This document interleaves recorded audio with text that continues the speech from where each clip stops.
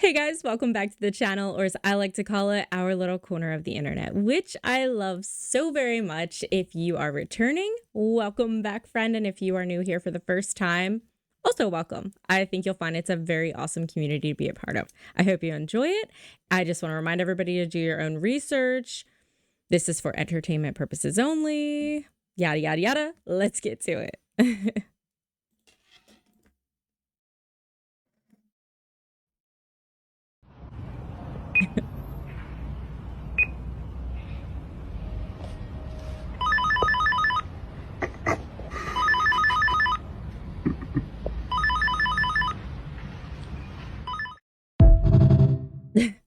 So I just wanted to start with this one. I thought it was really interesting. I believe the caption said something along the lines of, your odds of being called by a moth are pretty slim, but not zero. This is quietly forgotten things, and I don't agree with everything on here. Let me know what you think. Hold on. Get me out of the way.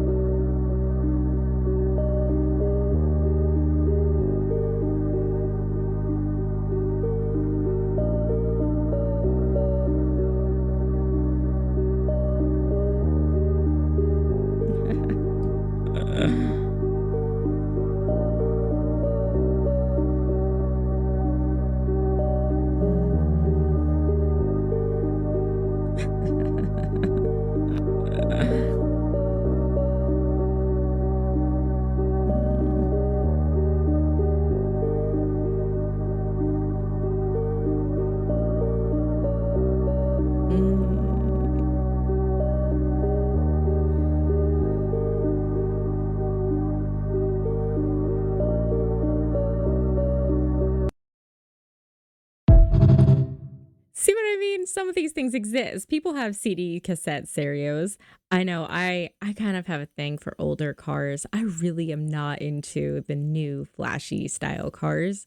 So like my dream car is a really old Bronco that's just belongs on the beach. We have old Jeeps. Well, when I say old, we have like early 2000s Jeep Grand Cherokees, and I have one of those stereos that you like push the button and the plate pops off. I have one of those. There's also a really old like 80s Jag here, and that has most of the car things that it mentioned. It's got uh the little ashtray like in the back on the door. It's just really cool. Do you guys have anything cool about your cars? I love old cars. I think they're cool. Way more reliable too, I think.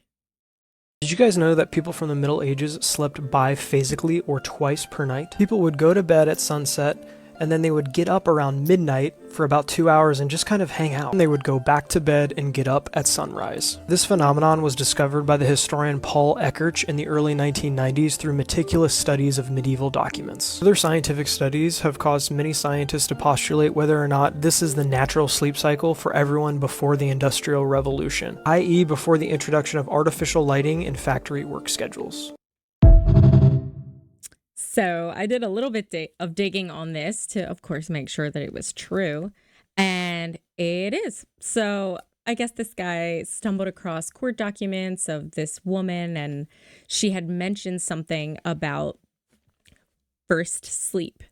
And so he was a little intrigued by that. And so he did more research. And then, I mean, it's really kind of been right in front of our face. It's actually even mentioned in the Canterbury Tales. So first sleep has been, I guess, known about, but we never inquired what exactly do you mean by that. So come to find out through further digging and yada yada.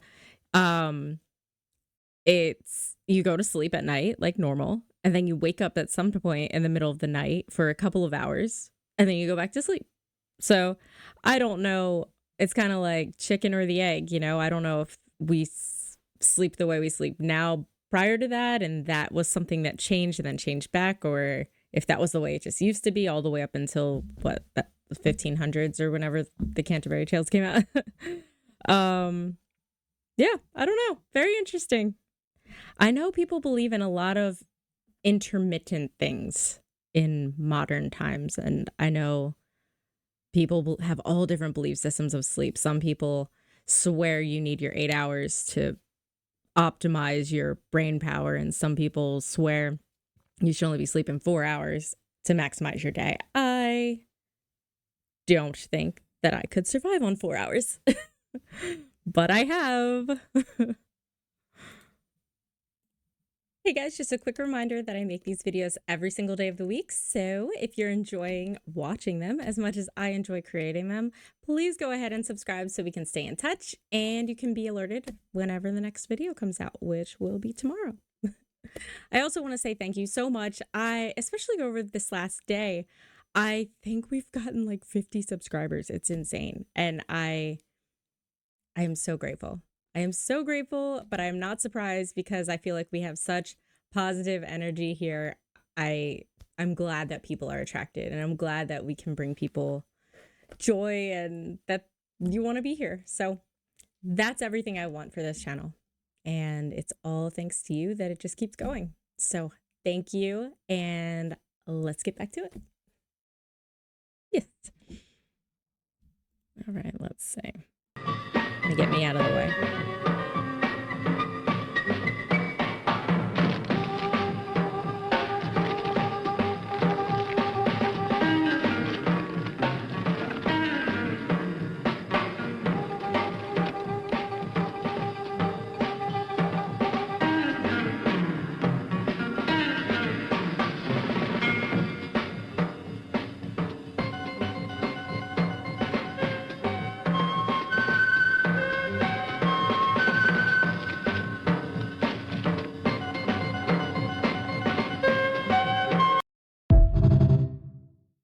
Artiste. Dali's cool by me. He likes cats. It's incredible. Sorry. I know I upset you guys a little with the meat glue revelation, but it gets worse. Or at least equally as bad, because here's some 3D meat. A juicy, sizzling steak made by computer. While obtaining regular meat is a process that's been taking place for millennia, cow, butcher, beef. Redefined Meat, a meat alternative startup out of Israel, makes their product using a highly technical process. The mix of soy and pea protein, chickpeas, beetroot, nutritional yeast, and coconut fat is formed into steak-like shapes using a 3D printer. Our goal is to become the largest meat company in the world just by harnessing technology instead of animals. Meat substitutes are not new, but unlike the soy-based crumbles that mimic ground beef, Redefined Meat's product is designed to act, taste, and cut like flank steak. This is the holy grail of alternative meat. But the most important part, how does it taste? This diner was happy. Why didn't I get to hear the happy diner? I do think it's honorable that they are trying to save animals. Obviously, I love that, but this sounds very suspect. I don't know. It's also weird. I think the whole meat industry is just a horrific thing. I don't know. It's like meat and the meat alternatives and all the weird. I just hate it all.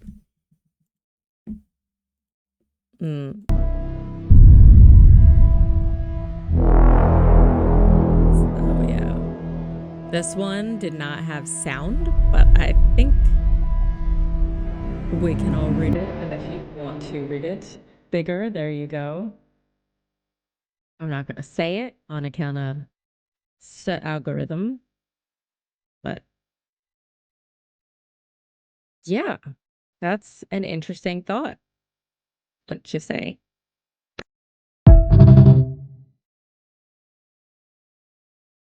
I think so.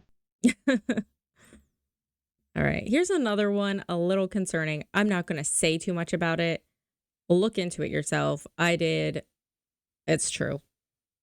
A traveler who flew into Cleveland Hopkins International Airport yesterday and is now being observed, isolated and observed for flu-like symptoms.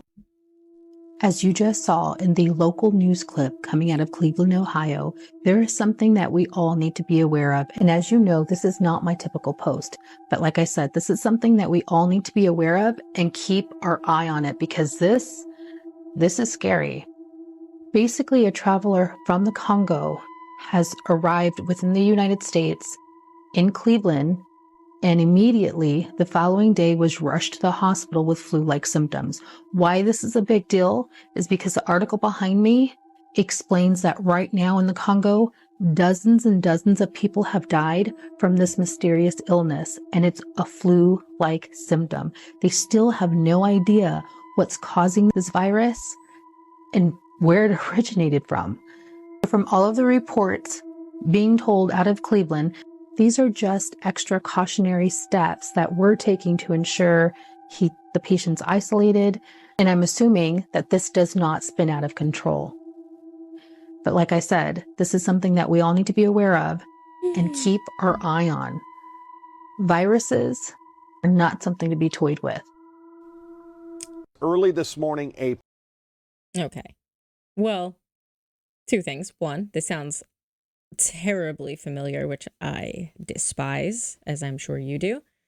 And two, I don't want to get too into this, but it really bothers me when they say the flu-like symptoms and just kind of like automatically gear you to what happened before. We're all just programmed now for this fear of that. But you know what? The flu is still a thing.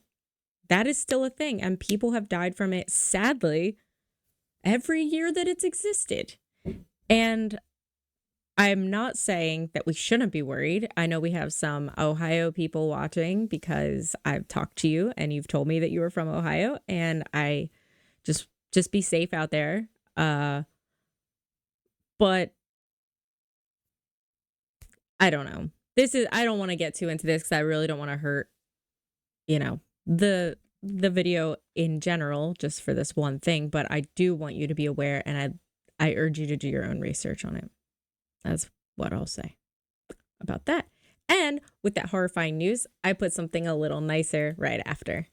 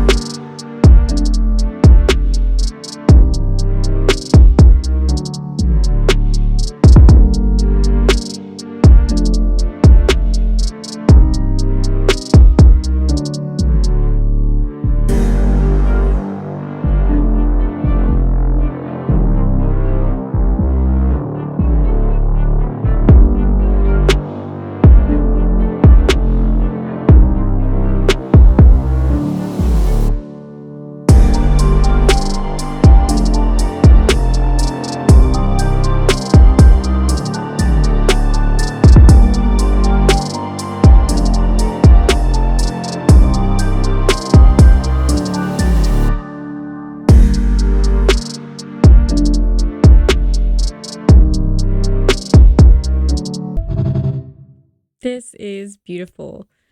And I hate to add any sort of bad to this because I do think it's beautiful. And I mean, these cats were about to be euthanized senselessly. They're amazing companions. And it's just, this is one of the things that really grinds my gears, guys. But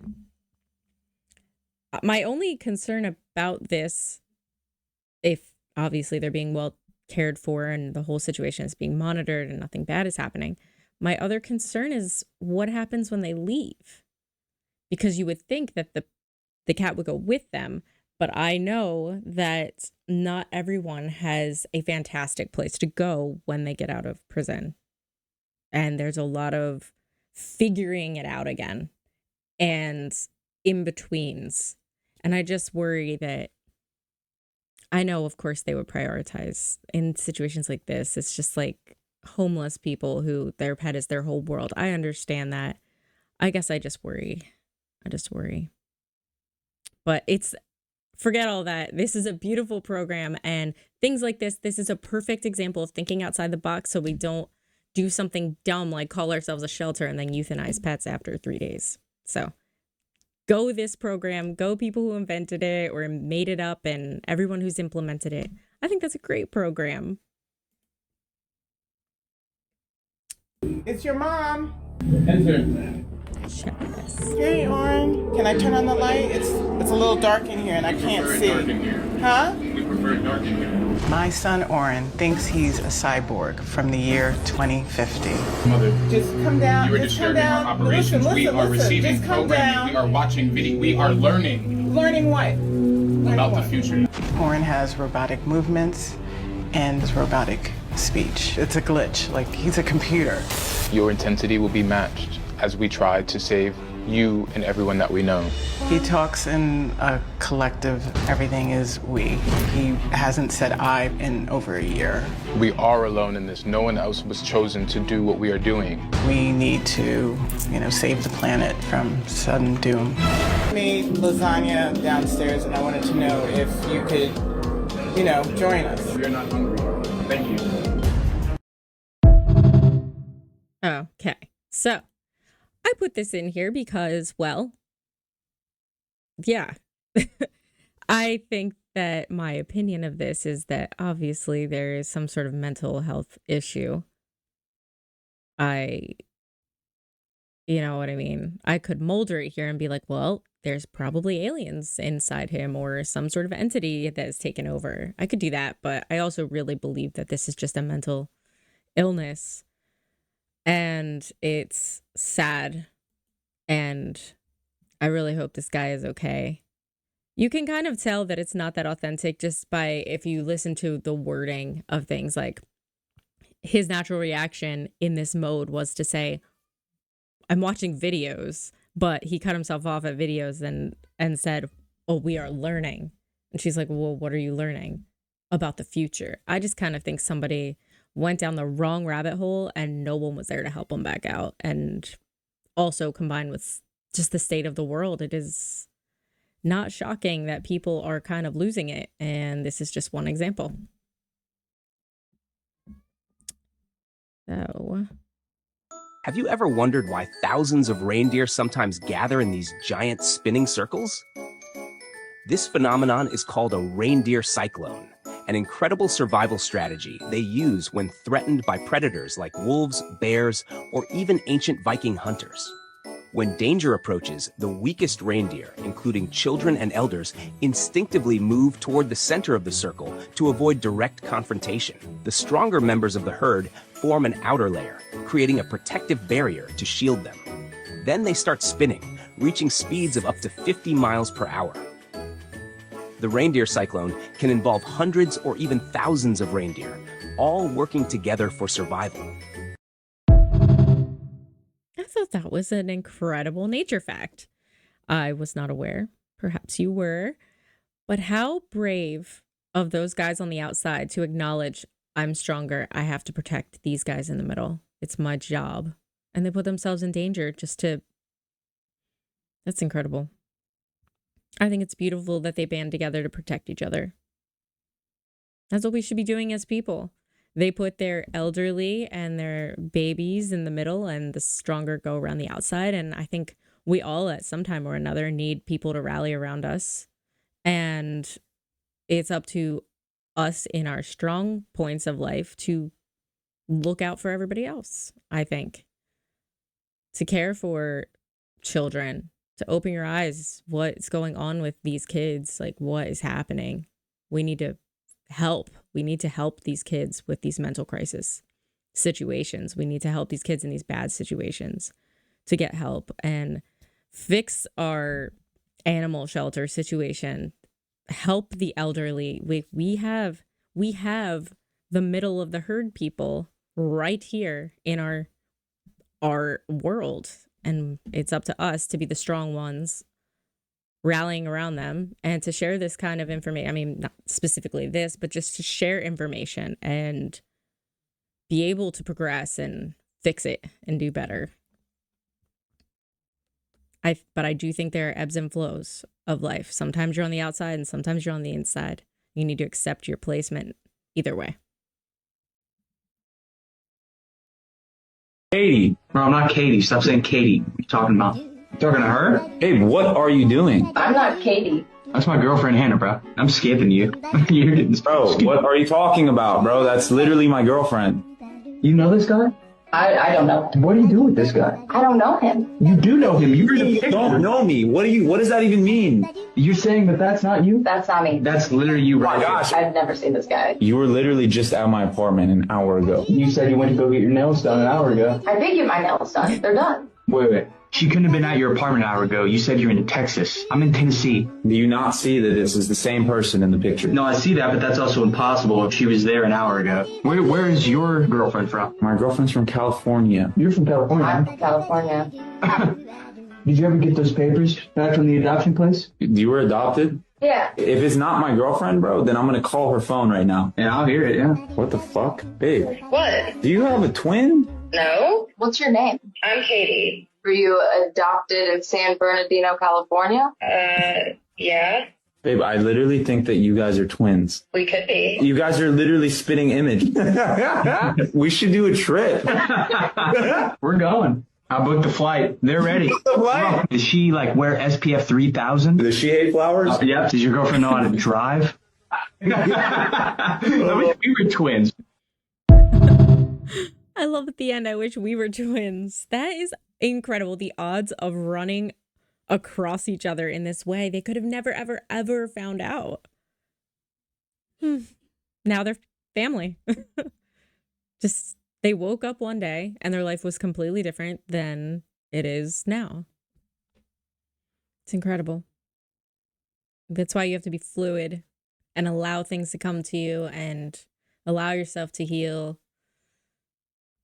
Just, you can't close yourself off to ideas. Sometimes we get comments that say things like really mean, like, oh, you think this, you're basically an idiot. And I'm like, I don't think that being open to concepts that may be fantastical makes you an idiot at all. In fact, I think that makes you stronger of a person because you're not so dead set in this is the way I know. Because I'm sorry to break it to anyone out there, including myself, but we do not know everything. We might be great at certain things. We might be really intuitive. We might be really good at reading people or public speaking or whatever your thing may be that you're great at. But we don't know everything.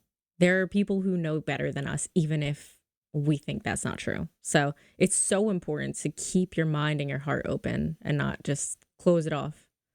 You learn new things every day. Maybe you have a twin out there.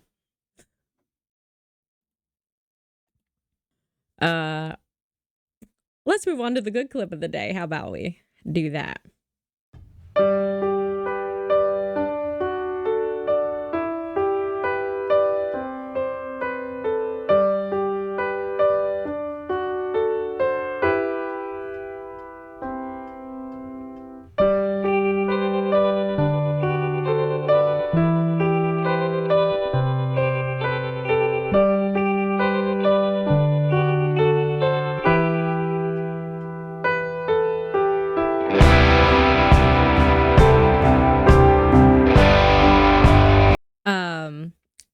I closed out the caption on it because it was inaccurate. I looked into it and so what happened is a farmer's aunt who he was close to, she passed away.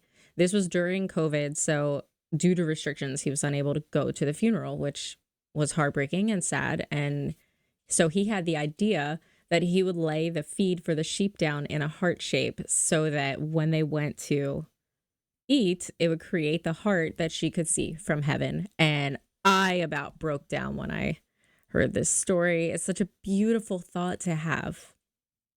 May we all have someone to love us like that. We're going to watch it again because I said it.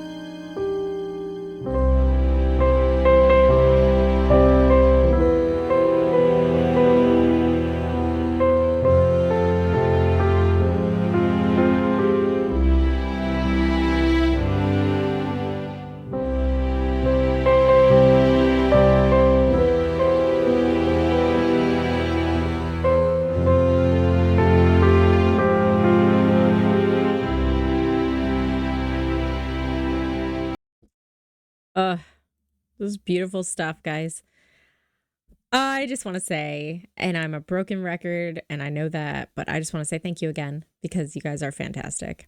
I will be having we will have a show just like every other day tomorrow, but Wednesday for me, I know time is different for everyone around the world, but Wednesday, New York time, because Eastern Standard, I will not be having a show. So I'm going to be out of town with Grandmom that day, and I just want to give her my undivided attention. I'm going to put a note up tomorrow about it, just in case anybody doesn't see that, but that's what's happening. But I will be right back on Thursday, and I just want you guys to know that I love you, and you are fantastic, and truly the best people. And I'm so grateful, and quite frankly, I'm grateful to myself that I finally had it in me to start this channel, and I could kick myself for not doing it sooner. So anybody out there who's thinking of doing this or feels called to do something like this, if it is in your heart, just do it. I'm telling you. It has created a sense of fulfillment that I didn't have in a certain way, that I didn't realize I even needed as much as I did. And I love this, and I look forward to it, and I look forward to talking to you guys and just making this whole land of happiness and positivity and learning. And I know some days we focus on space things, and some days we focus on history, and some days it's just silly. And I know we're a little all over the place, but I think that's kind of the way the world is. And we can just do it together and smile and find the bright sides and be enlightened. Then that's all I want. So I hope everyone has a beautiful day. I hope you are safe, and just have a great day, and know that someone is thinking about you and you are awesome. So good night to my beautiful grandma, my amazing family. I love you guys so much. Mwah. See you tomorrow.